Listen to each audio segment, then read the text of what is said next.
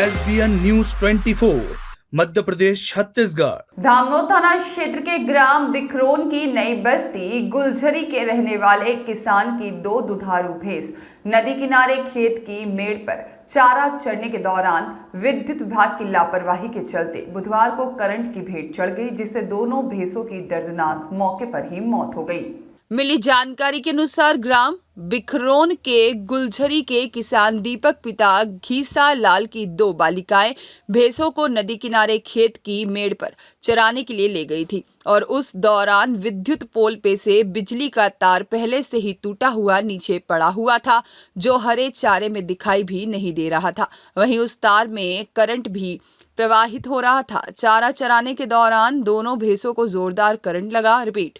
चारा चढ़ने के दौरान दोनों भैंसों को जोरदार करंट लगा और उनके मुंह के पास से चिंगारी तक निकलने लगी और दोनों भैंसों की घटनास्थल पर ही मौत हो गई। घटना उन दोनों बालिकाओं ने भी देखी जो भैंसों को चराने के लिए ले गई थी। किसान दीपक ने बताया कि मैंने हाल ही में 2 भैंसें बैंक से लोन लेकर खरीदी थी, जिनका लोन अभी भी चल रहा है। अब इन दोनों भैंसों के मर जाने के बाद हमारी स्थिति दयनीय हो गई है और यह तो गनीमत रही कि भैंसों के मुंह आग निकलती देख दोनों बालिकाएं वहां से दूर हो गई। दोनों भैंसों के साथ ही चल रही थी और उन्हें भी करंट लग सकता था। अब किसान शासन से गुहार लगा रहा है कि विद्युत विभाग की लापरवाही के चलते मेरी दोनों दुधारू भैंसें, जो कि छोटे छोटे बछड़ों के लिए संकट भी आ गया है, उनकी माएँ मर गई हैं। दोनों भैंसों के बछड़े बिना दूध के कैसे बड़े होंगे?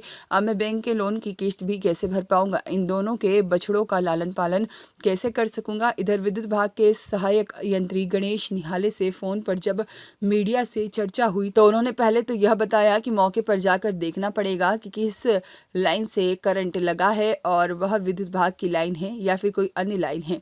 और वहीं पर यह बात भी सामने आई है कि विद्युत विभाग की लापरवाही है तो शासन प्रशासन की योजना के अंतर्गत सहायक राशि निर्धारित की गई है, वह किसान को दिलाई जाएगी। जबकि एक जानकारी में यह भी मालूम हुआ है कि विद्युत पोल से तार टूटने की जानकारी विभाग को आसपास के खेत मालिकों द्वारा 2-3 दिन पूर्व ही दे दी गई थी। उसके बावजूद भी विभाग द्वारा ध्यान नहीं दिया गया, जिसका परिणाम 2 दुधारू भैंसों को अपनी जान गंवाकर उठाना पड़ा।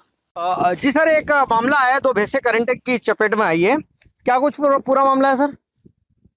हाँ, अभी जानकारी प्राप्त हुई है। अब मौका पे जाके उसकी जांच करेंगे। जांच करने के बाद उसका पंचनामा तैयार करेंगे, देखेंगे कि वहाँ जो सप्लाई है वो एमपीबी साइट की है या किसी अन्य व्यक्ति की है। और जांच उपरांत जो भी तथ्य सामने आएंगे, अगर उसमें विभाग की लापरवाही या कुछ समझ में आती है तो जो भी शासन द्वारा या एमपीबी द्वारा जो मुआवजा राशि निर्धारित है ना, वो भुगता को दी जाएगी। जी सर, आपका शुभ नाम और पद?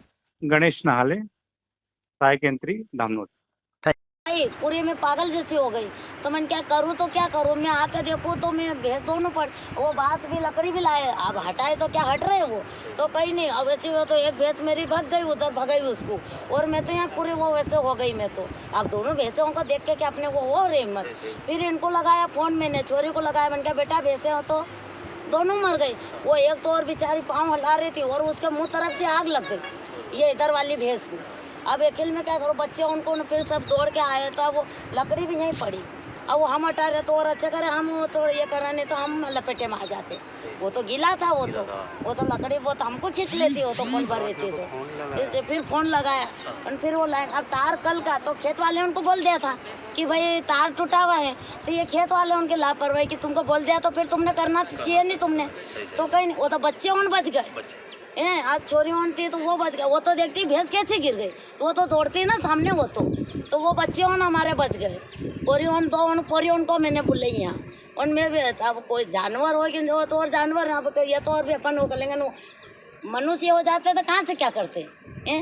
आज सब 12 कितना नुकसान हुआ? 2-2.5 लाख का नुकसान हुआ कि 2-2.5 लाख का नुकसान हुआ। अभी तानी भैंसों ने 15-20 दिन के छोटे छोटे बछड़े।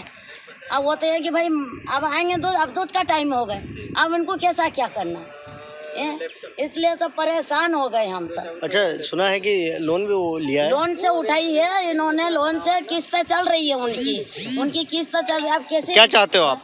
अब कैसी भरपाई करना, क्या चाहते हो? नहीं तो कहीं भी उसका करो, अब क्या कैसे भरेंगे किस्तें।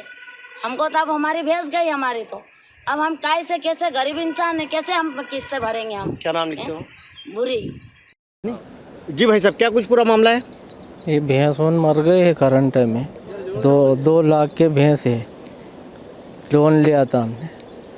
हाँ, वो किस्त कैसे भरेंगे? किस्त से लिया था। हाँ, तो ये कैसे आई करंट में? ये तो टूटा हुआ था।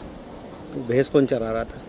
2 बच्चे उनका। तो किसी प्रकार के उनको तो नहीं नुकसान हुआ? ना, उनको कुछ नहीं हुआ। भैंसें मर गई।